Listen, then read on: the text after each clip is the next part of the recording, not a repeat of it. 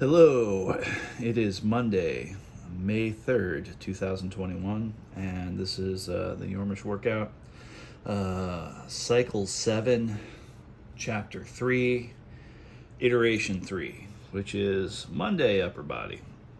And what's going to be happening here is 5 exercises, shoulder machine, lat pull down. Third exercise is going to be a tricep medley of dips, kickbacks, and skull crushers. Then I'm going to have the fourth exercise is going to be incline curls, and then ending with the lateral raise. Okay, first going to stretch out a little bit, a little dynamic. Oh, first, public service announcement, of course.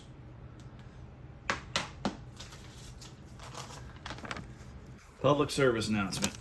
Please do not waste your time watching this video unless you have a very specific reason to watch this video. Okay. All right. So, should dial this up. Get ready for this. And it's already dialed where I need it. That's cool.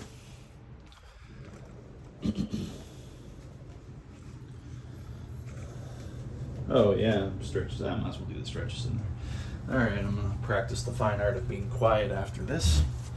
As soon as I get into the stretching, and then we'll get to it. Oh, by the way, most of the exercises in here is actually 2 of the exercises are 2 sets. Everything else is 2 others are 3 sets, and 1 is 5 sets. So.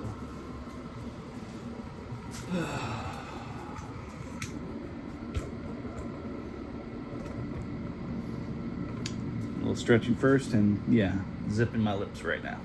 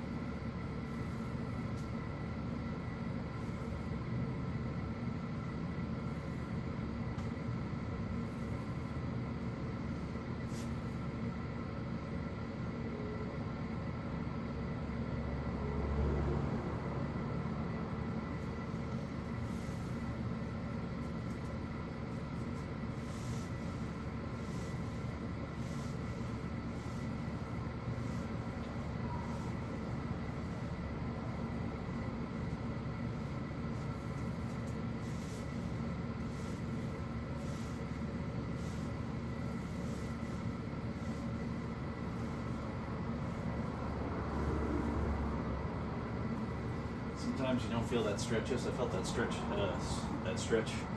with the soreness of yesterday. Sometimes you don't feel the soreness of yesterday until you stretch. That's what I was trying to think. All right, really zip it up.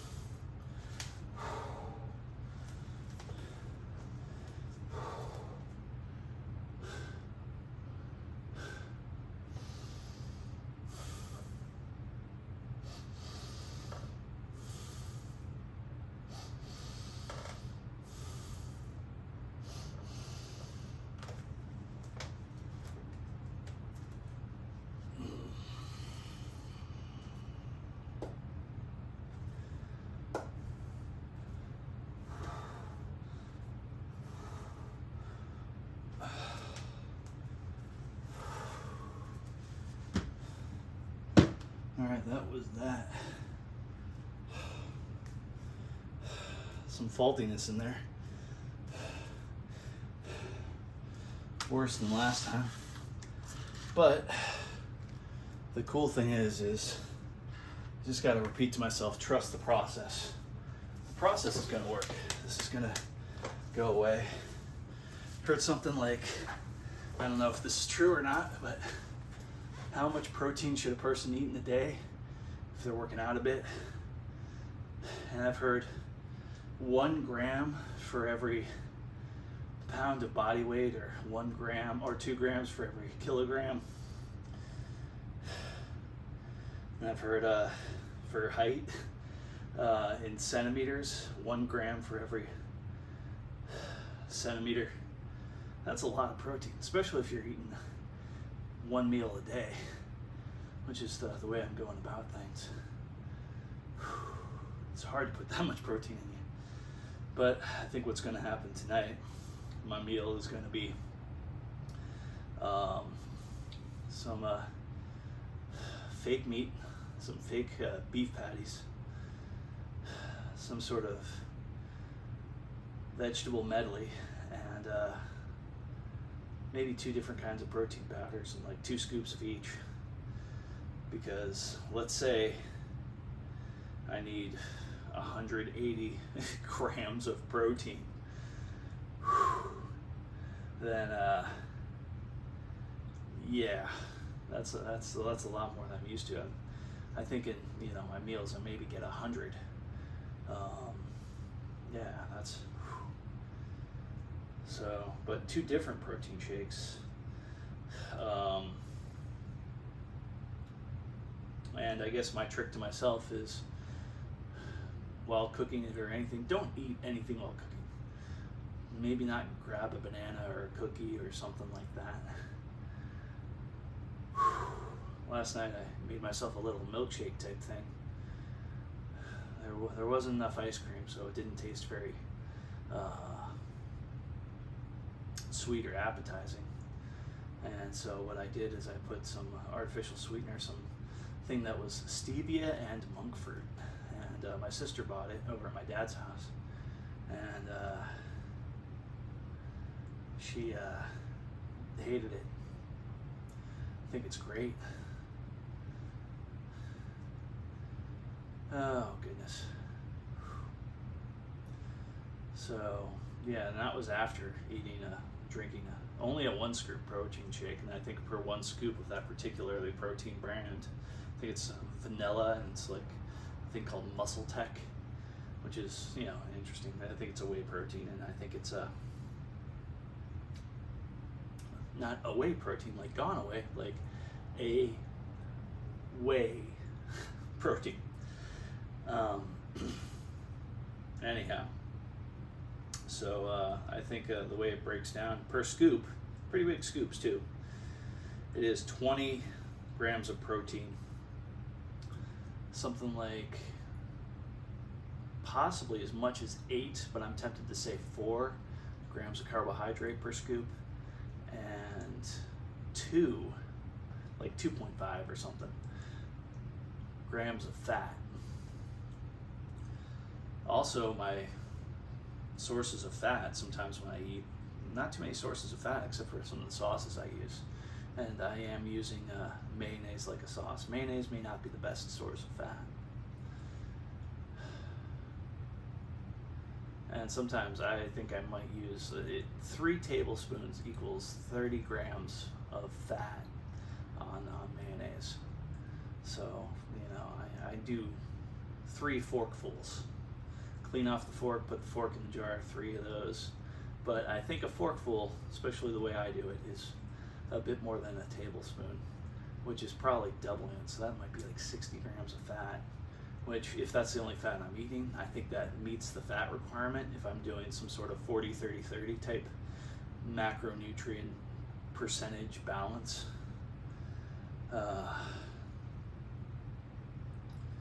But this is a lifestyle. The best idea is not to get disillusioned. Yeah, I don't look like I'm in great shape, and The performance today was, but I really have this idea. If I'm going to test out consistency is more powerful than intensity, hey, don't get too intense too often. Today was definitely not about intensity, even though that first exercise definitely felt it was. I thought right out of the gate I'd be doing 6. Nope, I only went to 4 at that weight. And I thought that was kind of a low weight, so I'm gonna change my numbers on here that I've pre-written and cross out some things because I only did 4, and then cross out that. That was 4.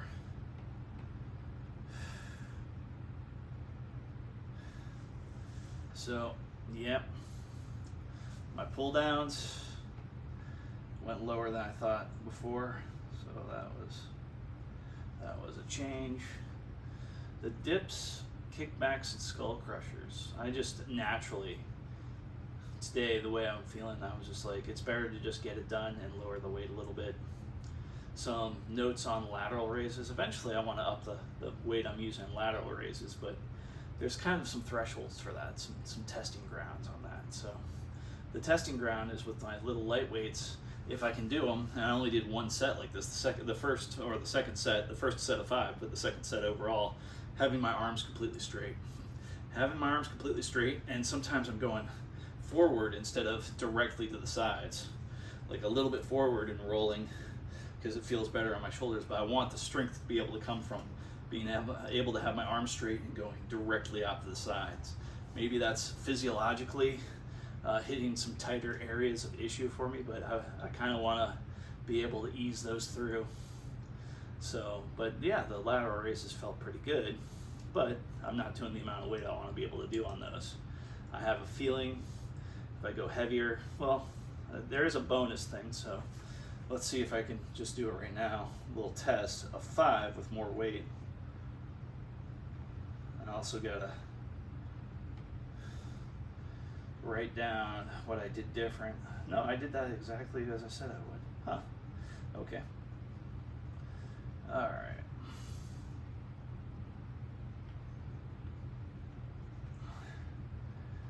And we're just gonna do a set of 4.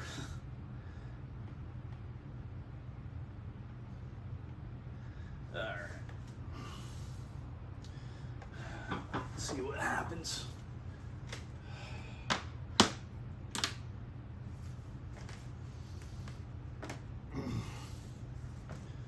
Gonna bend that. Well, yeah, I'm gonna bend my arms a little bit. Just do a set of 4. Really kind of feel it. Maybe not even go full way up.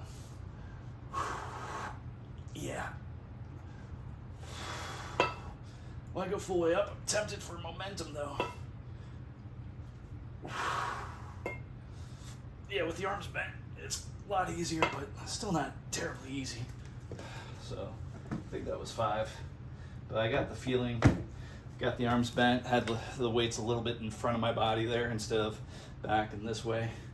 That creates a kind of a tension that feels like it hurts in my shoulder somehow, but I got a feeling with more of those exercises, it's gonna, my range of motion, like without weight, arms completely straight, feels good. Right here, it seems like it's going forward, but it feels good. Really want that full range of motion. Really want to be able to make those arm circles, you know, good swimming type motion. Want to have some added strength behind that. Make it nice and smooth. Bring it out and make it feel good. So here's the point where I talk about something, anything.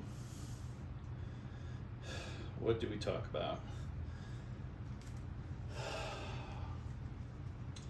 Musings on consistency over intensity and believing the process.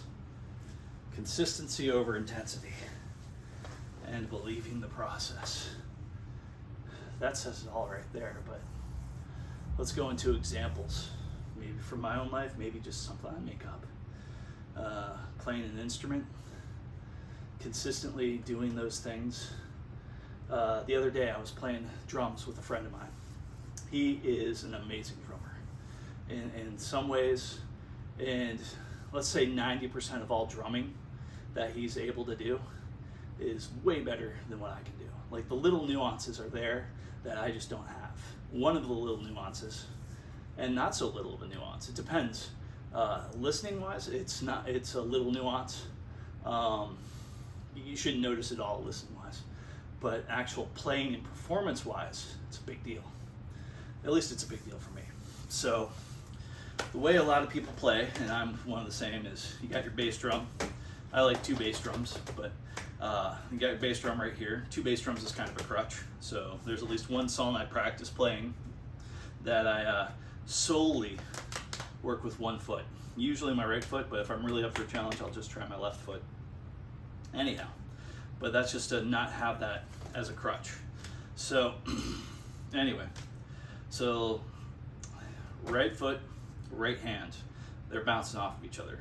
Boom, 2, yeah, 1, 2, 1, 2, 1, 2, or 1, 2, 3, 4, 1, 2, 3, 4. What's counting the 1, 2, 3, 4? I'm sorry, that's what I'm trying to learn. The way it usually goes is this is your right hand is doing the counting, so 1, 2, 3, 4, 1, 2, 3, 4. So 1, yeah, so 1, 2, 3, 4, 1, 2, 3, 4, 1, 2, 3, 4, 1, 2, 3, 4. The left hand comes in, let's say on the 3. 1, 2, 3, 4, 1, 2, 3, 4, 1, 2, 3, 4, 1, 2, 3, 4, 1, 2, 3. And a lot of the songs I play, a lot of the songs I listen to, a lot of the songs in existence, that beat is good enough to get it done. Maybe put an accent with the toms, or when you do a phrase is about to change, right in the beginning of the change or right after the change begins, you put some sort of cymbal or loud sound or something that signifies change. Now that's the most basics of drums. What's cool though is what he naturally does sometimes is he'll switch it up. His hands will be doing the different rolls. So I'll try it. I just goofed up, but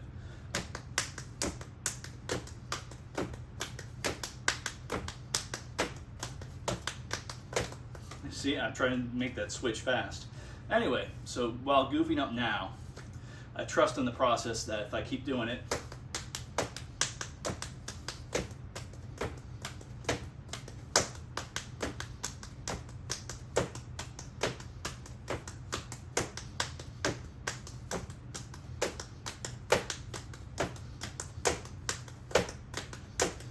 anyway, the whole point of that is to be able to switch back and forth on my hands, which actually what I did, compared to what I usually do, what I just did was a little bit better. So trusting in the process has already led it. And according to him, I tried that in front of him, and he didn't detect the difference. I told him what I was doing. He was like, wow, that was spot on. And I felt great about that because it's already an ability he does spot on with far more complex beats than your basic beat. But and I guess that basic beat, I think some people call it 4 on the floor. I hope that's the correct definition of it. But trusting in the process, trying these new things. And like some things I do, I got 2 sets of, well actually 3 different sets of pedals for my bass drums. One I play out with on my little traveling kit, and one I play at home with, and another one I play at home with. And the pedals are all different. The lightest one seems like, for certain people, kind of hard to trigger. That's okay. I'm used to it. I throw my whole body weight into it. That's why I'm not really a heel down type guy, because I want to have that extra force from doing that, so I build that in there. My one set that I actually almost got this technique with is really high tension springs. And the way I'm doing it is boom, boom. And I want to be able to do that both feet. So doing that on those, really cool, but I want to be able to make the mental shift. And I know it's possible because I've made that mental shift on a big kit or a medium-sized kit. The biggest kit I play is basically medium, not a lot of, and a really tight kit. And I got one even tighter than that. I got one that's like this tight, then my normal playing out kit, this tight, and then I got, a wider variety kit. And I know when I get in the zone, I just have to fiddle around, hit it, for less than 30 seconds. And it's like I go into the mode that gets my hands and my sticks used to that kit. So I know the transition's there. I want to be able to make that same mental transitions with what's double stroke double bass rolls on 3 different pedals. Right now I'm just focusing on 2 because 3 seems like it's a little bit at a time. Trust the process. Consistency over intensity. So I'm eliminating the third kit from the process. Maybe eventually I'll get back to the third kit for that technique. I still want to play that third kit sometimes, but I'm not going to use that technique. I'm just going to do, when I need to do a bass roll, I'm just going to do single, which is normally what I do anyway. And I barely ever playing out use that double stroke, double bass roll because I really can't predict it. It feels a little janky sometimes, especially with the pedals that are what they call silent beaters, because there's no real stick that hits a drum. It's the pedal actually hits a trigger, and it's all nice and super silent. So it's electronic drums, so I don't have to turn up the volume so loud because I don't like hearing my stick hit the pads, and I don't like hearing with my other set the pedals just make so much noise. So I usually play with those with headphones, and I have to jack those headphones up a bit to really get past the sound of the pedals themselves. The only problem is the way I've got the set rigged up. It's all continuous. It's a block of wood and hinges and more wood where the beaters don't move at all. The pedals don't, and the beaters and all that kind of stuff don't move at all. And yes, it actually uses beaters on the trigger pads. And what's cool is with the hinges, I can fold it up. I have it attached to a dolly, and I can move the dolly forward, grab some straps. It's all strapped down and stuff using ratcheting straps, and nothing really moves too much except when I'm playing the actual, like I said, it's a small kit, but it's 12 different drums that are, it's a row of 3, a row of 3, a row of 3, row of 3, row of 3, so it's amazing. I'm sorry, it's a row of 3, row of 3, row of 3, row of 3. It's not, there's no middle row of 3 there. That'd be weird. But yeah, so like the little rows of 3, I basically am using for hi-hat, crash, ride, cymbal type stuff. One of them I have set up for a more of a, on the snare drum, if I want a little bit of a different, snare drum. Almost like when someone puts the stick on the snare drum and puts it down like that, but I did it like that. I know the miracle of electronic drums, and I have it set up so it's louder than that. So it's slightly louder than the hit of the snare drum itself, which makes me so happy. Anyhow, all right, so here's the cool thing with all of this stuff, all of it boiled into a nice little nutshell. The transition in my hands has already happened, but like the playing of those pedals actually causes this thing to wobble, which, since I'm already kind of wobbling anyway by doing this, well, I shouldn't be wobbling, in fact my feet are doing that. I'm wobbling a little bit. So it kind of coincides with this, and the pads, that big and that big, I can still, because I'm used to hitting on small pads, I can still hit where I want. So far it hasn't been a real problem. And it's not like I'm doing double bass for more than 5 minutes straight or anything like that, where it's really just accentuating the vibration. And if I want to, I can just grab the side of it. If it's rocking too much, I can just grab the side of it and use one hand and then stop it from rocking too much.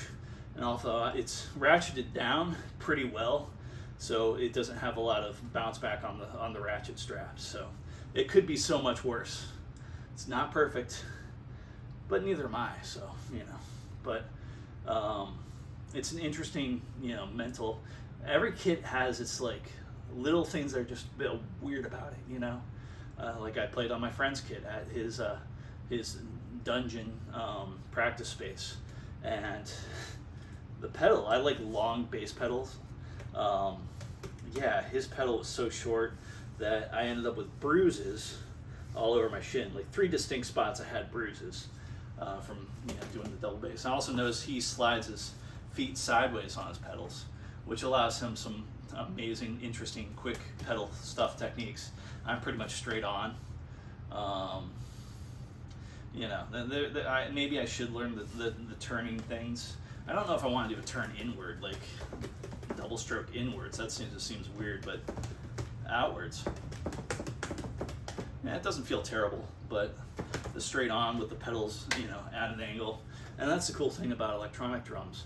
I can put all sorts of weird angles to it, and I'm not moving a whole bass drum situation. And then also, even with a double bass setup that has both beaters on one bass drum, you only have so much flexibility before that the thing that turns on the left side doesn't really turn so well. I've noticed that I've gotten some angles where it's just like there was a catch right before the beater hits, and that was a bit weird. But of course I've done that catch, and I ended up actually breaking the connective joint between the left double bass pedal and the beater on the bass pedal rig itself. So lots of learning, lots of different things going on. One of these days I'll consider myself a high quality drummer and play some high quality drums on some different tracks for some folks. Hopefully. My main band, I'm a bit worried about that too. The band is 2 people, and I'm really concerned about the other half of the band. But I realize it's a process, and sometimes you got to let adults be adults. The man is smart enough. He's not a child. Doesn't need somebody hovering. But I am a bit concerned with different issues and processing of emotions and identity and all that kind of stuff. And I'm not going to get too into it because I don't really want to tell tales outside of school, but it's just it's a bad feeling. I'm concerned, but the only thing the best thing I think I can do is not let it get to me so much. And I definitely don't. I thought about just going over to his place and just kind of, hey, but I feel like that would be an ambush. Phone calls, yeah, a couple phone calls a day, that's fine, but I think that would be intruding on his privacy. I could be wrong about this, and if something bad's really bad, like permanent bad, is going on with him, I'm going to kick myself for that decision. I already know it right now, but you make the best decision you can with the information you have in front of you. And the information I have in front of me is, I think there would be an unacceptable or acceptable, but it would be adding chum to the water or something if I went over to his place and just tried to see how he's doing. If a person needs to be left alone, wants to be left alone, certain people you got to give that to, and that's a measure of respect. Not that I don't respect them, but and part of life is living with that anxiety. Some people say accepting the things you cannot control. Well, I can have influence on this. Do I want to have influence on this? No, because if he's processing something, if he's progressing, if he's going to a new level on something, even if it's something that is caused by pain, me adding, a lifting factor to that may not be in his best interest long term, if that makes any sense. And I'm guessing, I have no clue as to some other people's motivations, but I'm guessing that's part of it. It's like the little kid that wants to do something themselves, and if you help them out, they want to break away. They want to, not that I'm comparing him to a little kid and all, I'm just the mental process of like a human being knowing that this is way more important when I do this on my own, and it's something real when I process a situation or go through something, than if I have help about it or whatever. And realistically, I think my version of help and the way we see things is very different in some ways. So I might not be very effective. And that's enough dancing around the issue. I'm not going to talk too much about it. Let it go. I've made my decision. Just right now, give him a couple calls. Let him know that he's missed. And hoping, crossing my fingers, that he gets through the other side of this closer to the human being that he wants to be. You know, that whole forging of identity thing. Sometimes the opportunities to forge your own identity are not the best opportunities in the world.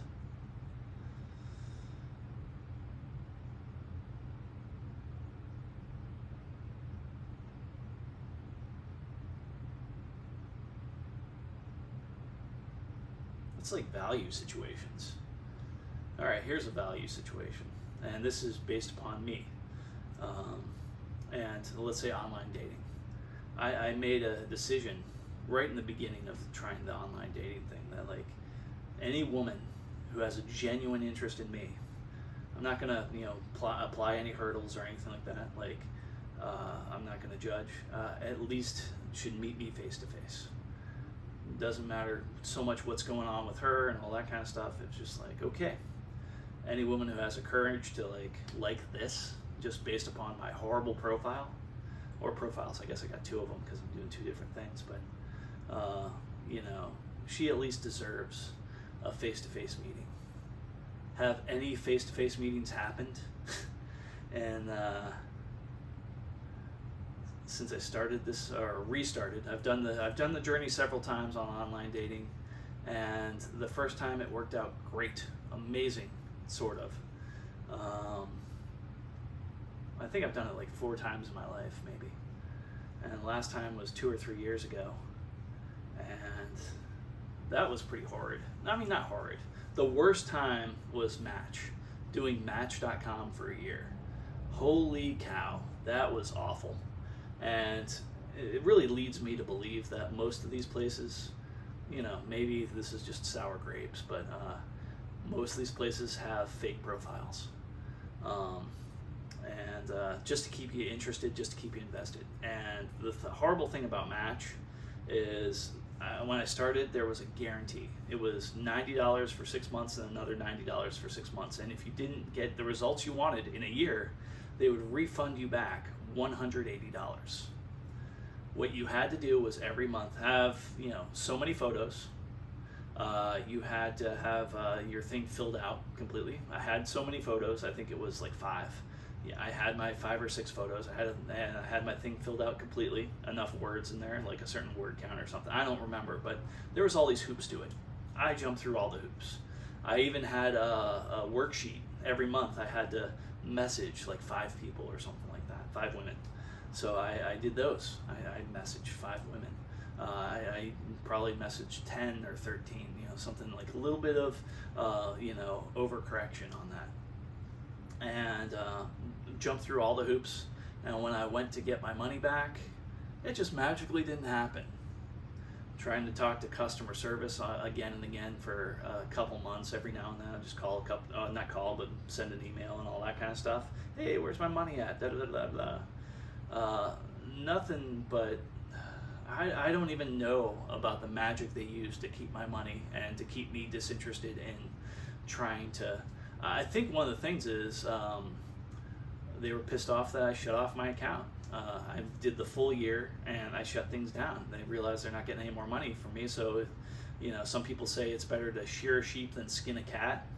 Well, they might as well skin this cat because they're not going to get anything more else out of me.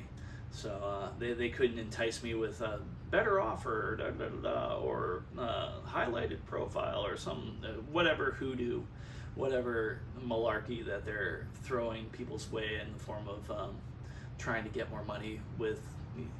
Because really, unless you have a factory that creates human beings that are set up for other people, it's just not going to happen for some people.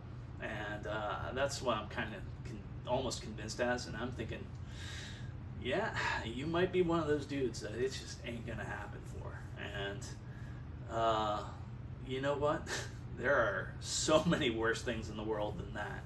So if that's the worst problem I have to deal with, bring it on. But because so many people are going through so many problems that are so much worse than that. So anybody who's crying about, I'm going to be alone for the rest of my life, shut up, dude. There's somebody out there that cannot speak whose brain is broken, who cannot move their arms or legs, cannot hold a thought together. Everything inside is jumbled in chaos and pain. And there are people out there living that life, and you're going to whine about, oh, being alone. Like, guess what? You can figure out ways to have fun alone. Life is, with the right kind of mindset, it's really not that difficult to put a smile on your own face. So, anyhow, let's focus on some good stuff. I went to a weird place there, but back to my buddy and like the process and identifying and going through things. It's like these things, if you look at it in the correct light, not the correct light, the correct light, like the way of doing things, but a correct light or a more positive light is, sometimes there are opportunities, unwelcome opportunities, but opportunities nonetheless, where you can really define the person that you want to be. Like, for example, a person that I want to be and gotten pretty good at is happiness starts from within, and there's a lot of jokes I can associate with that. But all joking aside, being that person that like could be totally alone in a room, sitting down for an hour and just be very happy about it. Just find that way towards happiness, not restlessness. And there's good things about that, and there's also bad things about that. In certain ways, it kills your ambition for certain things. Like, for example, the whole dating thing. Like, I'm not going to really work that hard. I'm not going to do more than 60% of the work on trying to meet a woman. If I give her a text and she doesn't text back, hey, I might give her another one. I might give her, I think the standard is 3, and then forget about it. Let it go. And if she does text me back, it's not like she has to jump through hurdles or anything. No, there's no payback situation. It's just like, okay, cool. Start where we left off, and if there's open area in my life for some sort of meeting or something like that. Like I said, I think any woman that gets past my profile looks at pictures of this and is like, yeah, I can deal with that. Or, yeah, I like that. She deserves at least a meeting. Has earned it. And the good news is it's not a very long line. So, but sadly, I could complain about flakes, but I'm not going to. I think it's beautiful that some people at least went so far before whatever kicked in and decided for a woman to flake out. Like, she went so far. That's cool. It's better that she went 3 steps into some sort of process of meeting another human being, whether that human being is me or anything. She got to her issues or sadness or whatever, and I don't think this is connotative of all flakes, but I think it's certain flakes out there. And a flake is a woman or a man that just gives up. Just like, nope, done, not going to talk to that person anymore, or whatever. Flakes out on a person. And sometimes it's actual a real flake out, or sometimes it's just no more communication. And people get really pissed off about flakes. I don't flake out because that's not part of my character. I would rather tell somebody words they would rather not hear than flake out on anybody, because I think everybody deserves an explanation. And sometimes the explanation is as simple as, I am not attracted to you. If there's some sort of capacity that we could, I could be of use to you, you could be of use to me, like utilitarian wise and friendship wise and all that kind of stuff wise, like that's great. But if that is the sticking point, and that's going to be something that bugs you all the time, it's best that you don't deal with me. And I've been on the other side of that. I've been on the asymmetric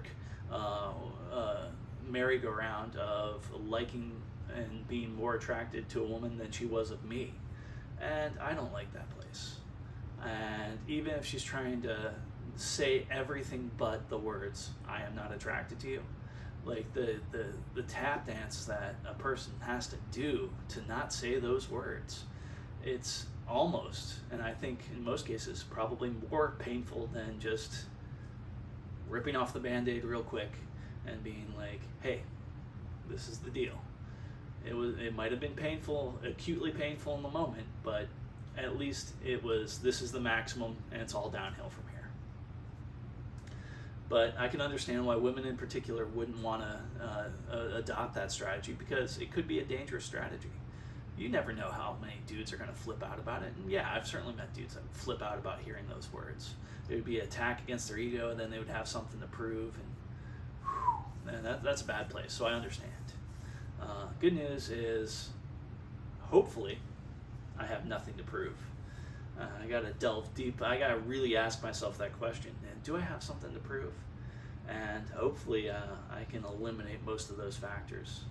I mean, shoot, doing these videos, like, hey, if I had something to prove, I would probably have, edited it in such a way where it's looking like I'm lifting huge things and being super strong, instead of consistently not being able to be super strong and all that kind of stuff. So, especially today, failing at 4, but the failure is part of the process, and it wasn't much weight. It was not much weight, but I'm gonna back to the whole wrap this up in a bow. Trust the process. I believe the process is sound. I believe the three spokes of the wheel for my fitness journey is sleep. That's doing pretty good, even though it's at weird times, but it's still doing pretty good. And for me, pretty good is at least 7+ hours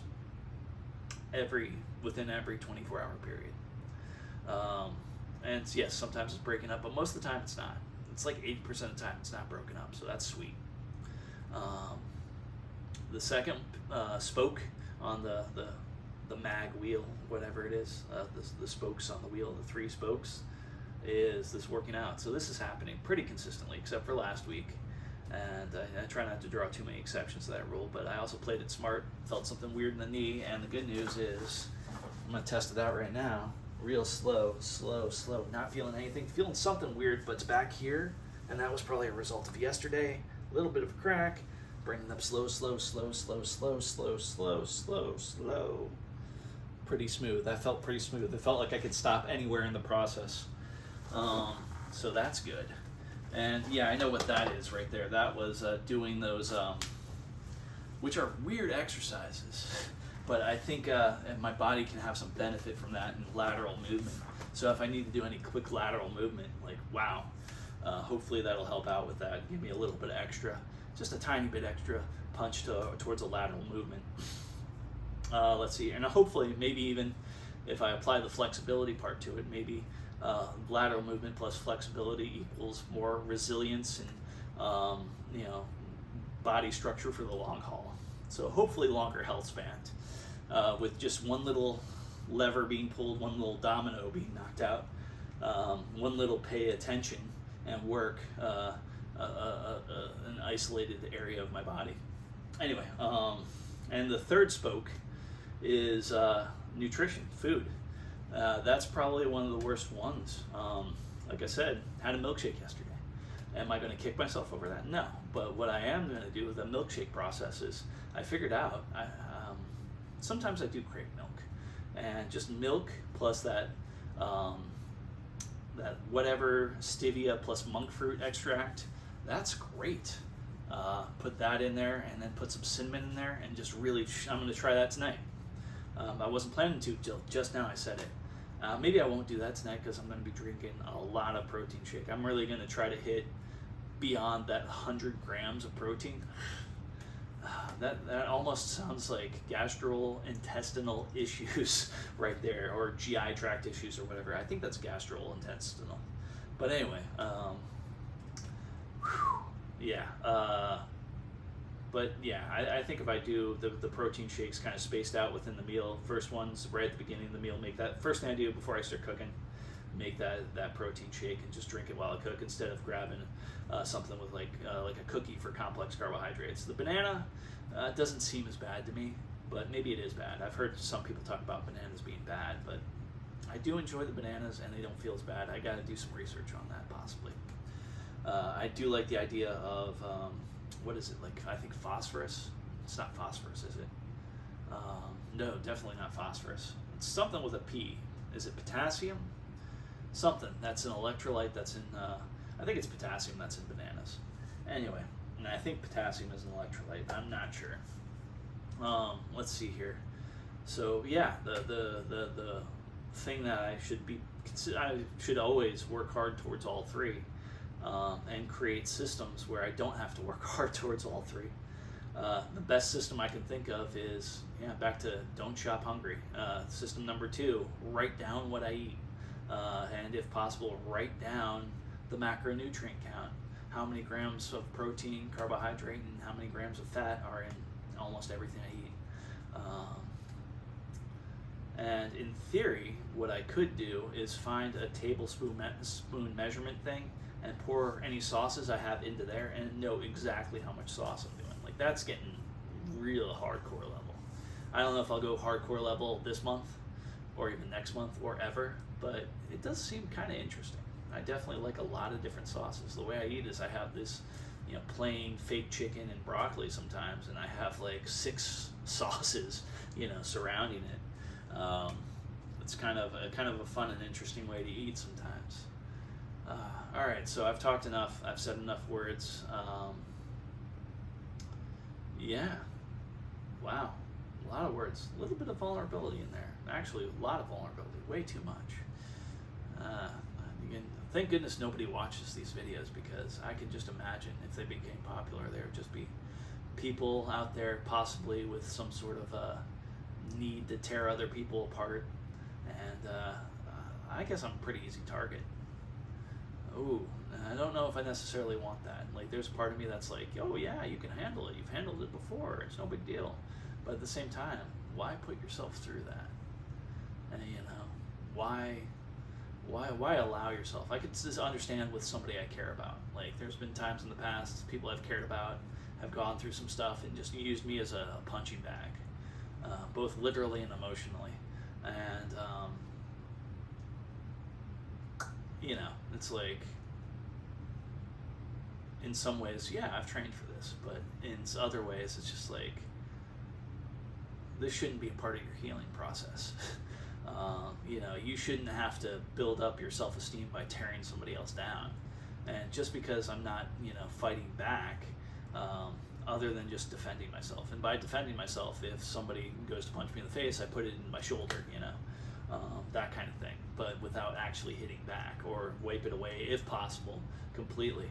And the same thing goes with like insults and all that kind of stuff. Just realize that, as a general rule, life is a lot better if you don't take any of that stuff personally, even if it's the most personal thing that the person could say. How does that work? Well, there's a logical way that works. It's like, one of the ways it works is like, hey, I don't even know 100% of myself. How does that person know 100% of myself? Then the other thing is like, oh, if it hurts, that is an interesting button. Now somebody can manipulate you with pain, and by pressing that button or saying whatever word, it's like, okay, so if they say a word and it makes you angry or sad or makes you freak out or whatever, that is a button they can use to control you. The button only does one thing, press the button, anger person. But it's just like, do you really like being controlled? I'd venture not. So going down that mental pathway, when I feel something, it's just like, wait. And then it's also another practice for the tool of like, okay, something happened, I feel angry about it or whatever. I am not going to control the emotion. I'm going to let the anger kind of flow within me. I am going to control my reaction and my thought process to the emotion. So I don't meet it head on. I sidestep it and look at it and process it, and I allow it to do what it's going to do. I don't just stomach it down. But and I believe that process leads to some sort of heavier resilience. Some people would say it would be almost like an emotional anti-fragile state. I'm certainly not there yet, but I would like to believe it exists. So A lot of musings about a lot of stuff, but all of this musing centers from the springboard of consistency is more powerful than intensity. And having faith in the process. I've laid out a process. I've laid out a roadmap. The roadmap feels pretty good. I have structure and I have freedom within that roadmap. And so, yeah. Believing in the process. I'm not getting the results I want now, but those results are going to be built in, hopefully baked in for later. So, yeah, that's what I'm going to put on this.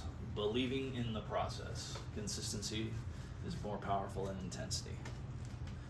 Or at least for this process, consistency is more powerful than, more important, not powerful, important than intensity. All right, on that note, wow, a lot of talking. I wonder how much actual working out I did. There's an interesting ratio there. All right, later it shall be.